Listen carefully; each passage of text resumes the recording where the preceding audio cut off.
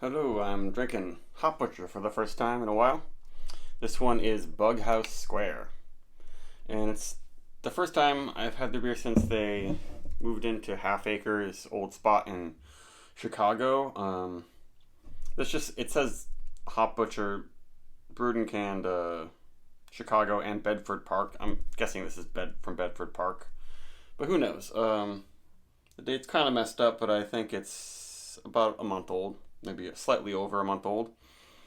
It's their double IPA base, 7.5%. They have a million different beers that are 7.5%, just with different hops. This one's Citra, Mosaic, Simcoe, and Nelson Sauvin, which some people bad talk breweries who do that, but also it helps you to figure out what hops you like and how you like them presented. And if a brewery makes good beers doing it, that's fine. But I also appreciate brewers who, don't do it and make a bunch of different IPAs that are completely different recipes, like Bissell Brothers and Fox Farm.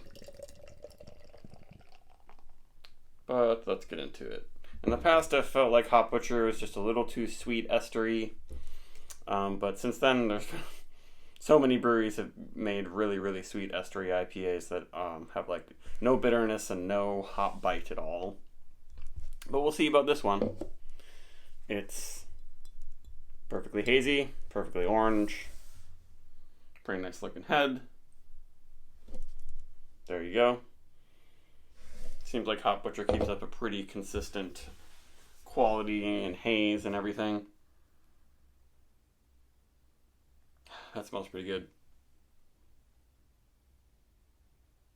Definitely having Southern Hemisphere hops in a beer that's got a lot of sweet esters helps to balance things out for me. And Simcoe too. Yeah, that smells quite good. Their tasting notes are very hard to read. Ripe fruit, zesty citrus, intense tropical. That's what everyone says about every hazy IPA. I'm getting some definite pineapple orange juiciness. Oh, and the Mosaic's thrown in some scallion-y peach for sure. The Nelson is not super strong. It's Citra, Mosaic, Simcoe more forward. But yeah, it smells like fresh pineapple and orange. That smells pretty good.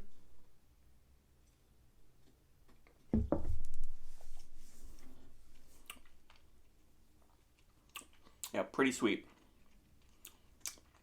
The 8 splash right there. And there's some spiciness and some sort of lip smacking tanginess that dries it out. Yeah, it's like brisk iced tea. It's like they added malic acid or something to dry it out instead of having lots of hop bitterness. But it's good.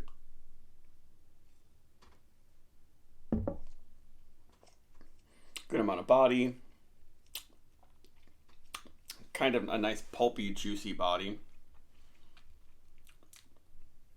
And it has those yeast esters that are really pulling things to the sweeter side. It's not as bubblegummy as I've kind of talked about their beers before being. Which sometimes I kind of like that. So if it's too much reminding me of just like a old school Belgian IPA that brewers used to make, it's not my favorite type of thing.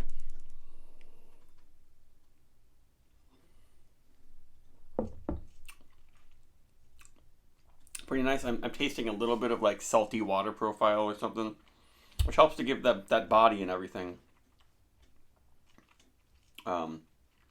It's pretty nice. It's just like not totally nailing it. I like it a lot, but I'll probably only buy Hop Butcher every once in a while. Now it's like it's weird that it's available in New England and it's cheaper than most New England double IPAs.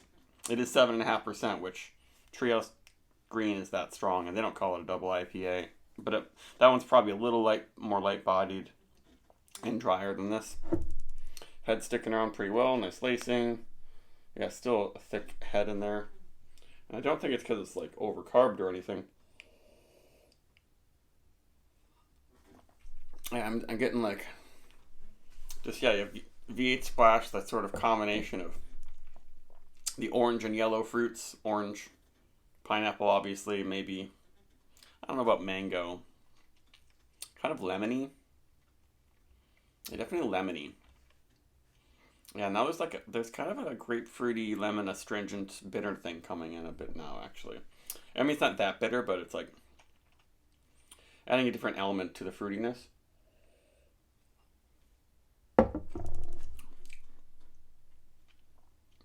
But there's something that's not completely perfectly clean in the finish to me.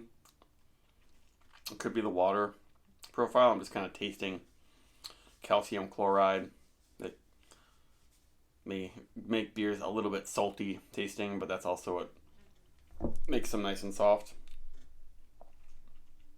For a rating, it's like four.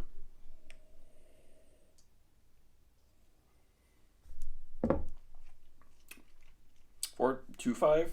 I can't decide if sort of sweet candy notes are fixed by that grapefruit sort of bitterness coming in, or if it muddles things.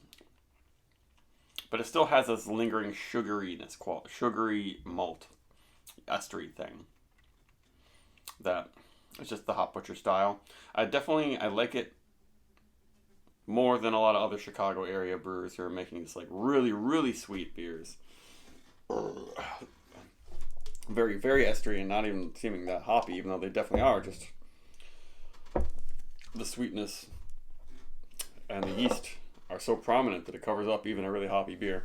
But this one's very well made. Like nice head, looks very consistent with Hop Butcher beers I've had before. Even if they've transitioned to new spaces or bigger spaces, it reminds me of what I've had before.